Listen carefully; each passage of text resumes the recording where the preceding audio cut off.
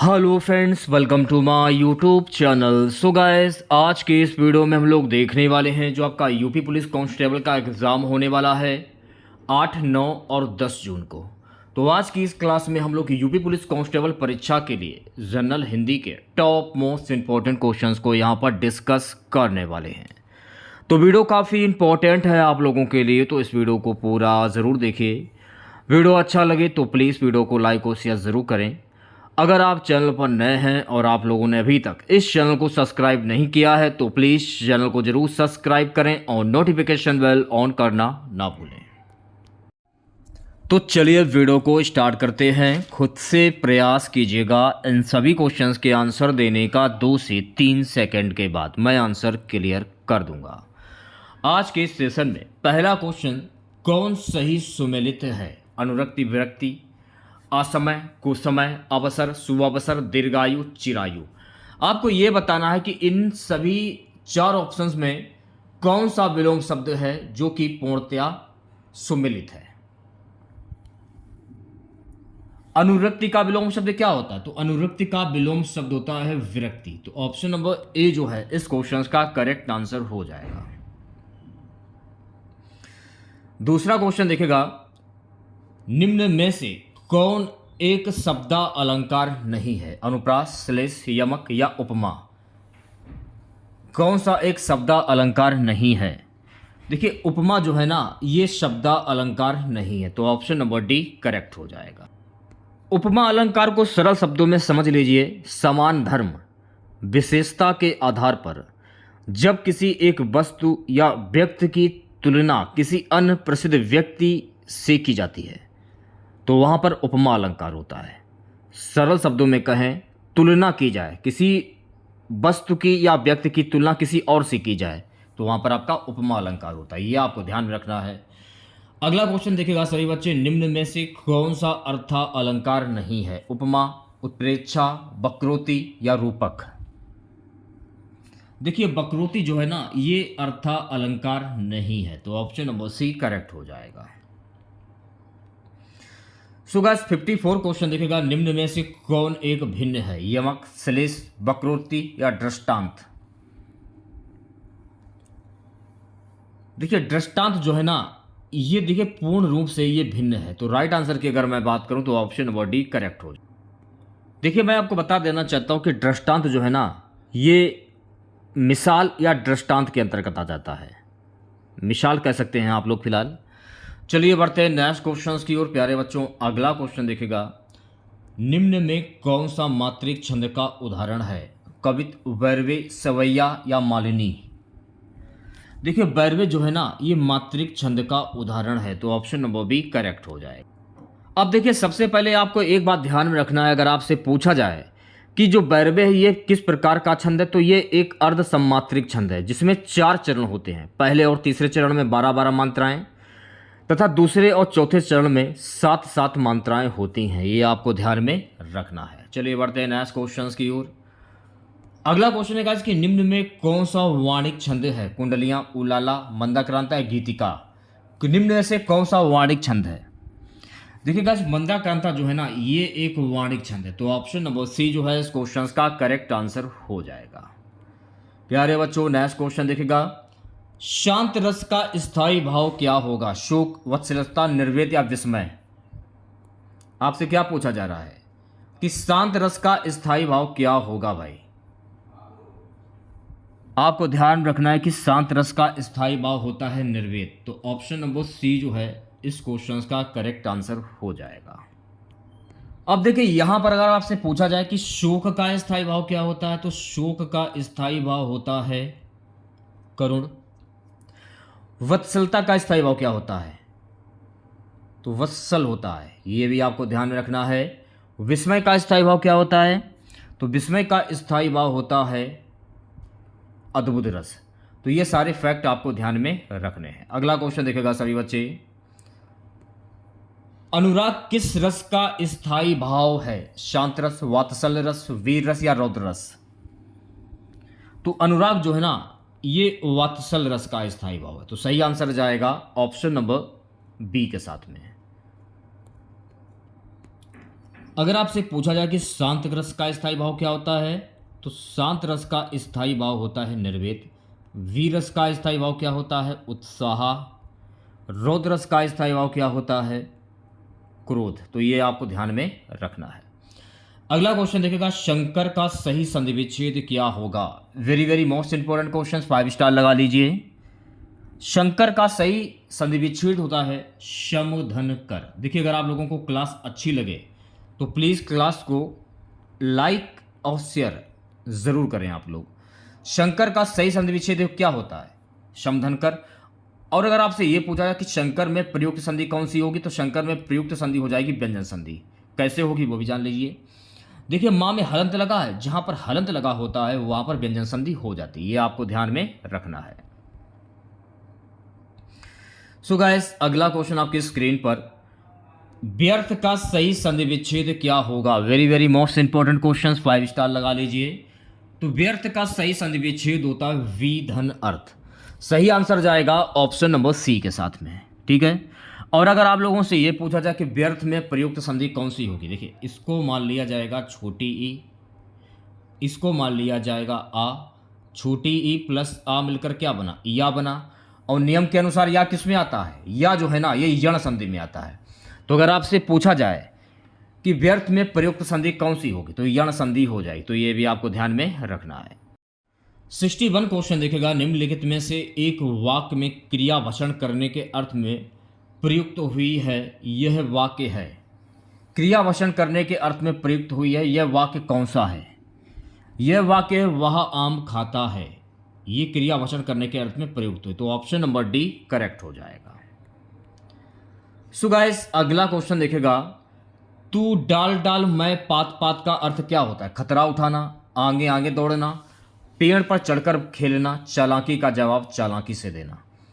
तू डाल डाल मैं पात पात, इसका अर्थ क्या होता है भाई? तो इसका अर्थ होता है कि चालाकी का जवाब चालाकी से देना। तो 62 क्वेश्चंस की अगर मैं बात करूं तो ऑप्शन नंबर डी करेक्ट हो जाएगा। चलिए बढ़ते हैं नेक्स्ट क्वेश्चंस की ओर।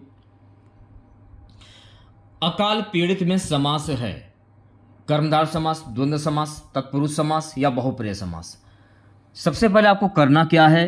सबसे पहले आपको अकाल पीड़ित का समास विग्रह कर लेना है। तो अकाल पीड़ित का समास विग्रह क्या होता है? अकाल पीड़ित का समास विग्रह होता है अकाल से पीड़ित। तो से जो ये किस कारक की विभक्ति है? कर्ता ने कर्म को करण के द्वारा संप्रदान के लिए अपादान से। तो जो ये जो है ना से, ये अपादान कारक की विभक्ति है। तो जब भी ऐसा हो, आंख बंद करके तत्पुरुष समास पर टिक कर दीजिए। तो ऑप्शन नंबर सी करेक्ट हो जाएगा। अकाल पीड़ित में हो जाएगा तत्पुरुष समास।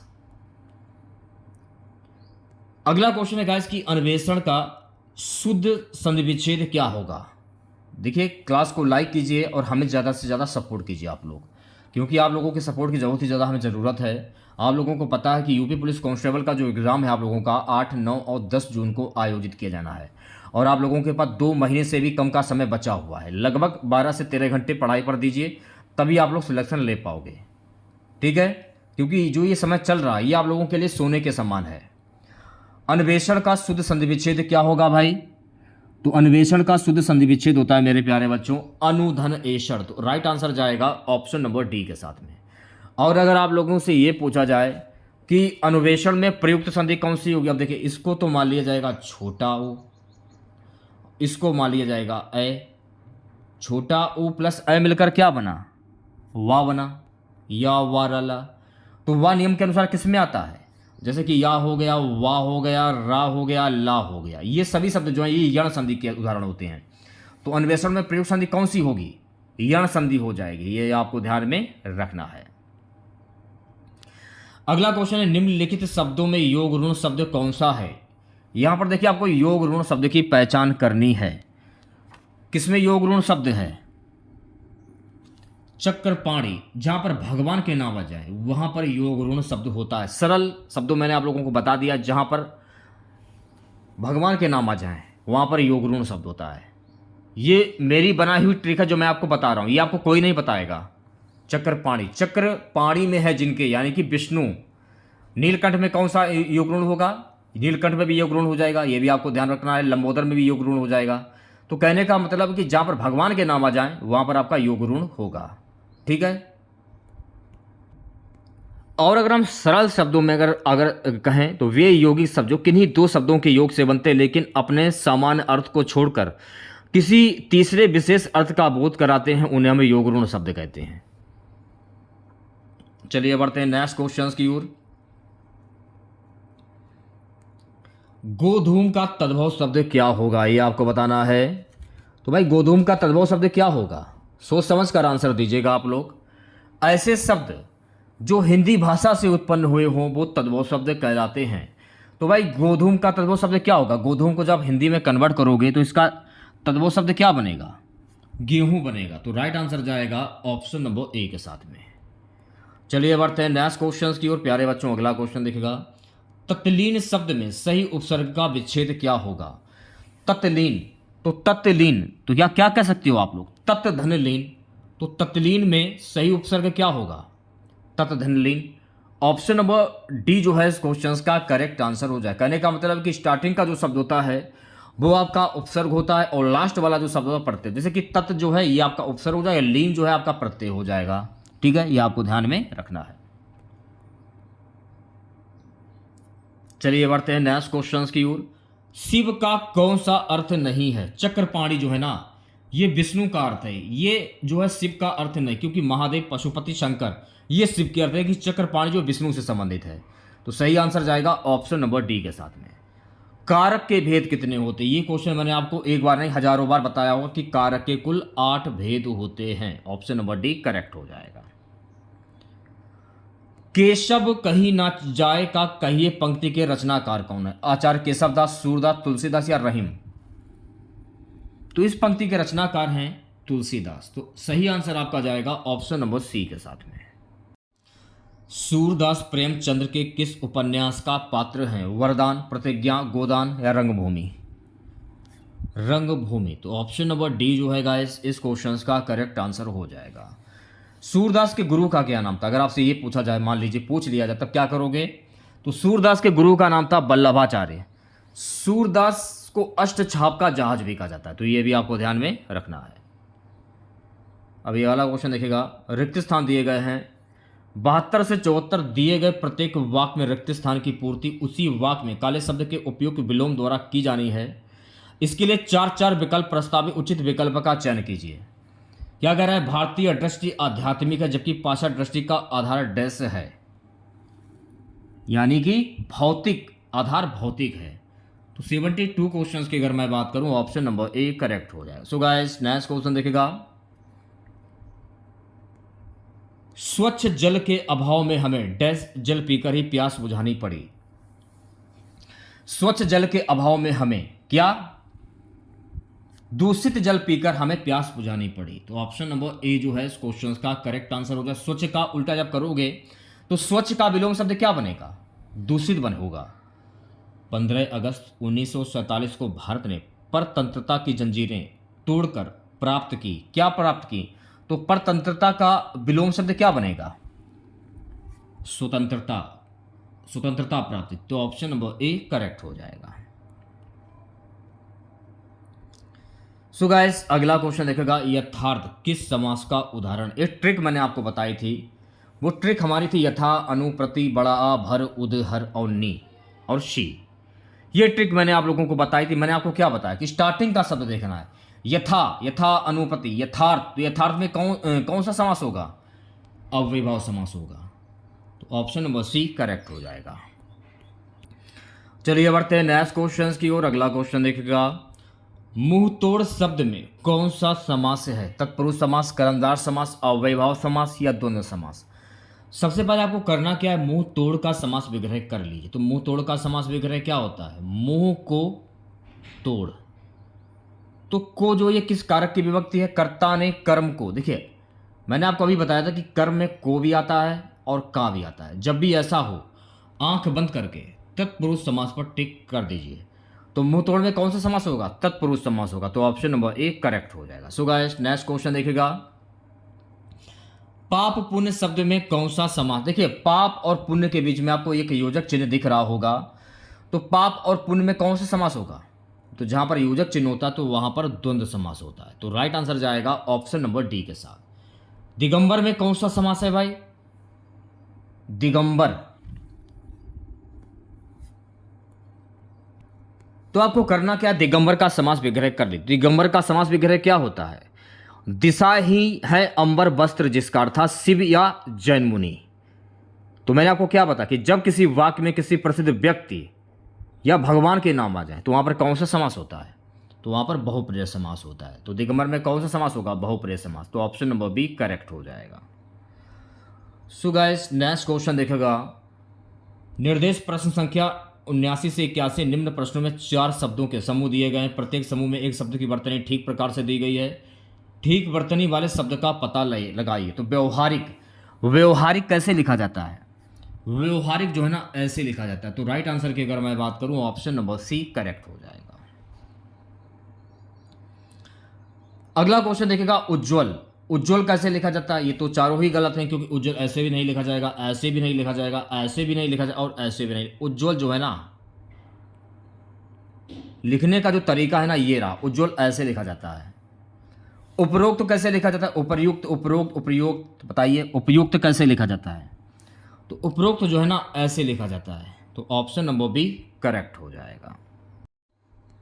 अब देखिए यहां पर निर्देश दिया गया है, प्रश्न संख्या 82 से 84 निम्न प्रश्नों में दिए गए मुहावरों और लोक तथ्यों के अर्थ बताने के लिए चार विकल्प दिए गए हैं। प्रत्येक के लिए उपयुक्त अर्थ वाला विकल्प चुनिए। क्या कह रहा कि घी के दिए जलाना, इसका मुहावरा क्या होगा? रोशनी करना, पूजा करना, खुशी मनाना, धनवान होना। तो घी के दिए जलाना यानी कि खुशी मनाना। तो राइट आंसर की अगर मैं बात करूं ऑप्शन नंबर सी करेक्ट हो जाएगा। चलिए बढ़ते हैं नेक्स्ट क्वेश्चन की ओर।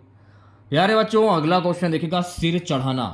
तो सिर चढ़ाना इसका मुहावरा क्या होगा? बहुत आदर करना, बहुत आज़ादी देना, पुष्प चढ़ाना, चिंता करना। तो सिर चढ़ाना इसका मुहावरा होता है बहुत आज़ादी देना। तो ऑप्शन नंबर बी जो है इस क्वेश्चन का करेक्ट आंसर हो जाएगा। आम के आम गुठलियों के दाम, इसका मुहावरा क्या होगा? आम और गुठलियां खरीदना। वी है जिसमें सब लाभ ही लाभ हो। सी है आम खरीद कर गुठलियों को बेचना। डी है जिसमें सब हानि ही हानि हो। आम के आम गुठलियों के दाम, इसका मुहावरा क्या होगा भाई? जिसमें सब लाभ ही लाभ हो। तो राइट आंसर की अगर मैं बात करूं भी ऑप्शन नंबर बी करेक्ट हो जाएगा। चलिए बढ़ते हैं नेक्स्ट क्वेश्चन की ओर। प्यारे बच्चों अगला क्वेश्चन हमारा है, हरिगीतिका छंद के प्रत्येक चरण में कितनी मात्राएं होती हैं? 22, 24, 26 या 28? तो हरिगीतिका के प्रत्येक चरण में मेरे प्यारे बच्चों कुल 28 मात्राएं होती हैं। तो ऑप्शन नंबर डी करेक्ट हो जाएगा। और अगर आप लोगों से यह पूछा जाए कि हरिगीतिका ये किस प्रकार का छंद है, तो ये एक सममात्रिक छंद है। ये तो मैंने आप लोगों को बता दिया। इसके प्रत्येक चरण में 28 मात्राएं होती हैं। इसमें 16 और 12 मात्राओं पर यति यानी विराम होता है। ये भी आपको ध्यान में रखना है। सो गाइस अगला क्वेश्चन, कलम का सिपाही किसे कहा गया है? मैं प्रेमचंद, निराला, प्रसाद या दिनकर? तो कलम का सिपाही किसे कहा गया है? कलम का सिपाही है जो ना ये मुंशी प्रेमचंद्र को कहा गया है। ऑप्शन नंबर ए करेक्ट हो जाएगा। निष्फल किस प्रकार की संधि है? ये आपको बताना है। जब आप निष्फल की संधि करोगे ना तो निष्फल की संधि क्या होती है? नी धन फल, नी धन फल। संधि करने के बाद साफ साफ पता चल रहा है कि इसमें विसर्ग संधि हो जाएगी। नी में देखिए विसर्ग के निशान लगे हैं। तो सी ऑप्शन करेक्ट हो जाएगा। चलिए बढ़ते हैं नेक्स्ट क्वेश्चन की ओर। छोटा ध्वनि का उच्चारण स्थान क्या होगा? कंठ, मूर्धा, तालु या दंतोष्ठ्य?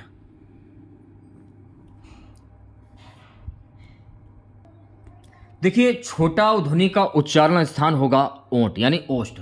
ठीक है, बस ये क्वेश्चन जो है पूर्ण रूप से है गलत।